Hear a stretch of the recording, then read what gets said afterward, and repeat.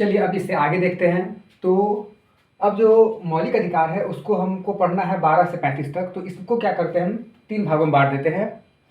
जब तक 3 भागों में इसको नहीं बांटेंगे तब तक पढ़ने में ये समझ में नहीं आएगा कि क्या है कह रहा है। ठीक है, तो ध्यान रखिए दोस्तों, 12 जो 35 आर्टिकल है इसमें शुरुआत में हम क्या किए हैं कि 12-13 आर्टिकल को अलग रख दिया गया है, 14 से 32 आर्टिकल अलग कर दिया गया है और अंत में 33, 34 और 35 को अलग रखा गया है।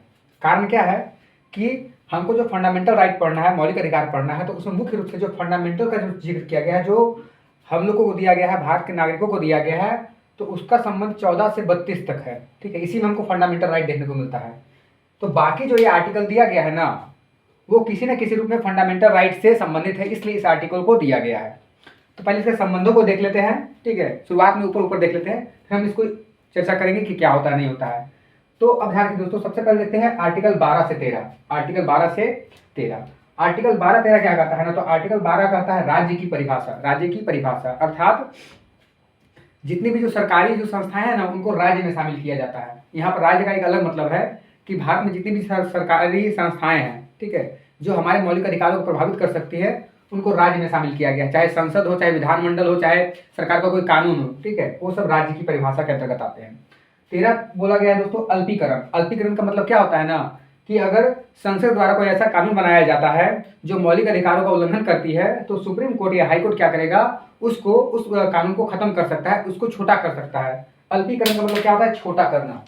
अल्पीकरण, अल्पी मतलब होता है छोटा करना। तो इस ताकत किस पास है दोस्तों, तो ये सुप्रीम कोर्ट और हाई कोर्ट के पास है, और सुप्रीम कोर्ट आर्टिकल 13 के माध्यम से करता है। ध्यान बात यह है दोस्तों कि आर्टिकल 32 भी हमको आगे पढ़ना है, आर्टिकल 137 पढ़ना है, 137 पढ़ना है और 139 पढ़ना है। ये जो चारों है ना आर्टिकल, सब मिलते जुलते हैं, तो इसको हम अलग से लेकर हम आपको बताएंगे कि इसमें चारों में बेसिक डिफरेंस क्या है, ताकि कोई दिक्कत ना हो। ठीक है ना, खाली इसको भी याद रखिए, इसको अल्पीकरण बोलते हैं, यानी कि जुडिशियल रिव्यू बोलते हैं। ठीक है ना, जुडिशियल रिव्यू, न्यायिक पुनरावलोकन बोलते हैं।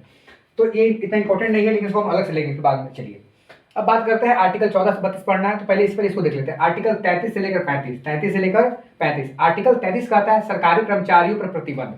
सरकारी कर्मचारियों पर प्रतिबंध करने का तात्पर्य है ना कि जितने भारत में जो गवर्नमेंट ऑफिसर हैं, उनके पास भी मौलिक अधिकार है। जैसे मेरे पास मौलिक अधिकार है, उसी प्रकार गवर्नमेंट ऑफिसर है, उनके पास भी मौलिक अधिकार है, लेकिन उनके कुछ मौलिक अधिकारों को प्रतिबंधित कर दिया गया। क्यों? क्योंकि वो सरकारी आदमी है ना, तो उनके मौलिक अधिकारों को प्रतिबंधित इसलिए किया गया है ताकि वो उपद्रव ना करे। जैसे सपोज दैट जो सेना है, ठीक है, जो हमारी भारतीय जो सेना है, उसमें जितने भी जो जवान हैं, तो उनके वो सभी किस में आते हैं, सरकारी कर्मचारी में आते हैं। तो उनको हड़ताल या आंदोलन करने का अधिकार नहीं है। हम तो आंदोलन कर सकते हैं, मान लीजिए हम सरकार के खिलाफ आंदोलन करते हैं, बाद में लाठी भी खाना पड़ता है। तो सरकारी कर्मचारियों पर प्रतिबंध लगाया गया है उनके मौलिक अधिकारों पर। तो हम देखेंगे क्या क्या प्रतिबंध है, जनरली ठीक है, छोटा मोटा प्रतिबंध है। ठीक है, अच्छा अगला बात बोलता है दोस्तों आर्टिकल 34 की मार्शल लॉ की घोषणा। मार्शल लॉ का मतलब होता है दोस्तों कि सेना का शासन। जब किसी देश की स्थिति, ठीक है, देश या किसी राज्य की स्थिति या किसी जगह क्षेत्र की स्थिति में अगर मान लीजिए वहां पर सरकार के द्वारा वो कानून व्यवस्था नहीं संभल रहा है, तब वहां की सरकार राष्ट्रपति से अपील करती है कि भैया यहाँ पर मार्शल लॉ लगा दिया जाए, यानी कि सेना का शासन।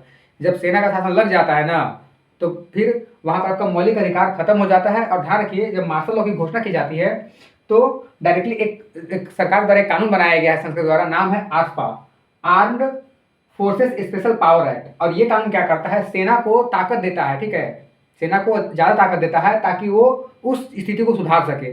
ये कानून 1976 में बनाया गया था। चलिए अब बात करते हैं आर्टिकल 35 क्या बोलता है, तो संशोधन की बात करता है। अर्थात अगर हमको फंडामेंटल राइट में, क्या करना है, किसी भी तरह का परिवर्तन करना है, तो उसके लिए संशोधन करना पड़ेगा ना।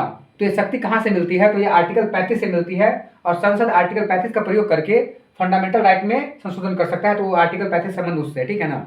चलिए ये तो बात हो गई मोटा मोटा। अब जो मुख्य बात है वो है आर्टिकल 14 से 32, इसका संबंध है मौलिक अधिकारों से। इसमें हमको टोटल 7 मौलिक अधिकार पहले दिए गए थे, वर्तमान में 6 है, एक अधिकार खत्म हो चुका है जो संपत्ति का अधिकार। इसको हम इन डेप्थ चर्चा करेंगे कि कैसे खत्म किया गया था कभी।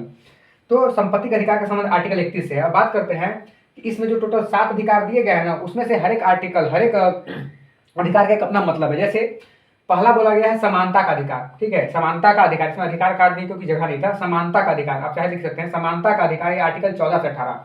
आर्टिकल 14 से 18 जब खोल के पढ़िएगा तो आपको सिर्फ उसमें समानता के बारे में कहा गया है कि कैसे आपको समानता लाना है, सामाजिक समानता, शैक्षणिक समानता, बहुत कुछ समानता के बारे में कहा गया है। तो हमको सिर्फ समानता के बारे में पढ़ना है इसमें, आर्टिकल 14 से 18।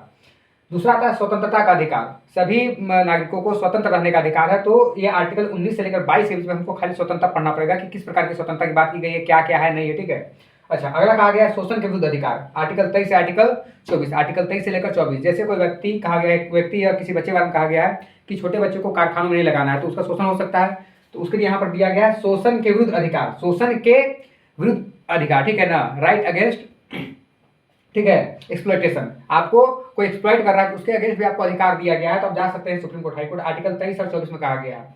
अच्छा, एक हो गया आपका धार्मिक अधिकार, जो आर्टिकल 25 से 28 दिया गया है, इसमें आपको अपना धर्म मानने की स्वतंत्रता दी गई, तुम जो धर्म मानो। अच्छा, एक होता है सांस्कृतिक एवं शैक्षणिक अधिकार, ऐसे अल्पसंख्यक समुदाय जो भारत में रहते हैं उनकी संस्कृति को बचाने के लिए एक सांस्कृतिक एवं शैक्षणिक अधिकार भी दिया गया, आर्टिकल 29 से 30, तो इसको भी अलग से पढ़ेंगे। संपत्ति का अधिकार आर्टिकल 31 में दिया गया था, लेकिन ये समाप्त हो चुका है। कैसे समाप्त हुआ इस पर हम कभी इन डेप्थ चर्चा करेंगे, ठीक है, आने वाले वीडियो में हम चर्चा करेंगे ही। एक हो गया उपचार, उपचार का मतलब क्या हो गया दोस्तों, आर्टिकल 32, अर्थात अगर मौलिक अधिकारों में, ठीक है, ये जो नीचे श्रेणी दिया गया है इसमें 1, 2, 3, 4, 5 में इसमें किसी प्रकार का कोई समस्या होता है, इसमें किसी प्रकार का क्या होता है दोस्तों, समस्या होता है, तो इसका उपचार कौन करेगा, आर्टिकल 32 करेगा। अर्थात ये सब मरीज हो गया, यहाँ से लेकर यहाँ तक लोग क्या हो गया, मरीज हो गया। और आर्टिकल 32 क्या हो गया दोस्तों, आर्टिकल 32 डॉक्टर हो गया, कौन हो गया, डॉक्टर हो गया। तो ये क्या करेगा, उपचार करेगा। आपको सारी बात समझ में आ गई हो दोस्तों, ठीक है। चलिए आपसे फिर अगले वीडियो में मिलते हैं, इसको हम अलग अलग करके पढ़ेंगे, समानता अलग पढ़ेंगे, ठीक है। मैं शॉर्ट वीडियो डालने वाला हूँ ताकि आपको देखने में आसानी हो, समझ में आए। चलिए दोस्तों, आपसे दोबारा अगले वीडियो में मिलते हैं, धन्यवाद।